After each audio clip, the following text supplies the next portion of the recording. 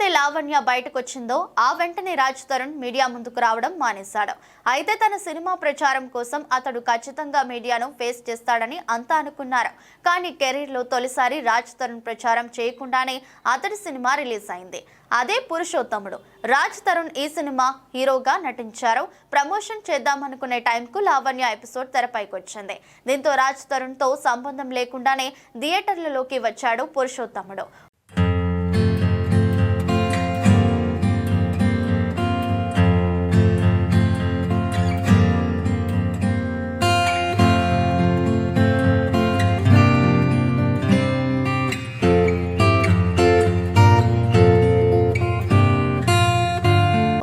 రాజ్ తరుణ్ శ్రీలోలుడని, అతడికి చాలా మంది హీరోయిన్లతో ఎఫైర్లు ఉన్నాయని లావణ్య ఆరోపిస్తున్న టైంలో పురుషోత్తముడు అనే టైటిల్ తో అతడి సినిమా రిలీజ్ అవ్వడంపై సోషల్ మీడియాలో సెటర్లు పడుతున్నాయి.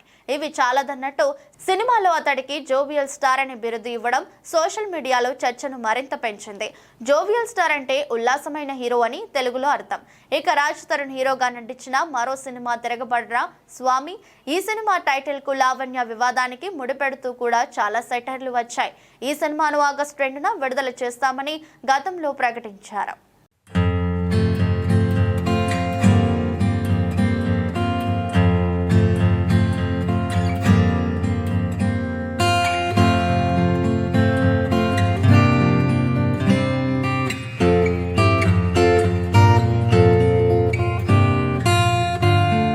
ఆయన స్క్రిప్ట్ చెప్పినప్పుడు నేను చాలా ఎక్సైట్ అయ్యానండి. I was really excited. అంటే ఇప్పటిదాకా నేను చేసిన సినిమాల కంటే ఇది కొంచెం అంటే నాకు కొంచెం కొత్తగా ఉంటుంది. అండ్ ఒక మంచి పాయింట్ తీసుకున్నారు. ఇప్పటిదాకా ఇంతకుముందు చూడని పాయింట్ ఒకటి తీసుకున్నారు. It's very exciting for me. And తర్వాత నా ప్రొడ్యూసర్స్ రమేష్ గారు అండ్ ప్రకాష్ గారు, they are such an amazing and passionate people. So I'm real looking forward work with you. And ఎప్పుడు కూడా వింద గారు గొప్పతనం గురించి వినడం తప్ప ఫైనల్లీ ఇప్పుడు వర్క్ చేసే అవకాశం దొరికింది. Thank you sir, thanks a lot. It's pleasure. And Gopi Sundar, it's my 4th film with him. It's always a pleasure working with you, bro. And we should collaborate again and again. Sure. Please. Yeah, we really love it. And my heroine Hasini, first time కలిసినప్పుడు తెలుగులో మాట్లాడుతుంటే shock అయ్యింది. ఎందుకంటే అలవాటు ఉండదు కదా మనకి. So Telugu నేర్చుకుంది అంటే I'm sure she is very passionate too. All the best.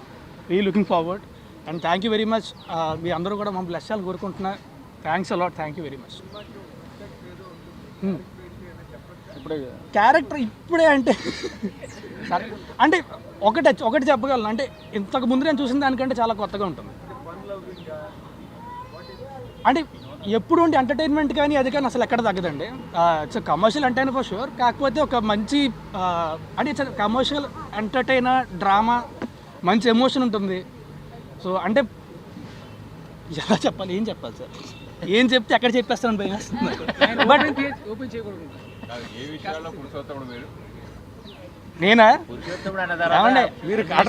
కాదు సార్, నేను అన్ని విషయాలను పురుషోత్తముడే. ఎందులో కాదు అది నేను చెప్పను. అది లోపల పెట్టేసుకుంటాం. అది ఏదో మసాలా కోసం ఏమి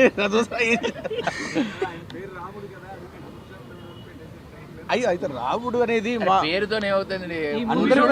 మొత్తం గుణాలు కావాలి కదండి. అయ్యో అందుకు కాదండి, నన్ను చూసి పెట్టారు.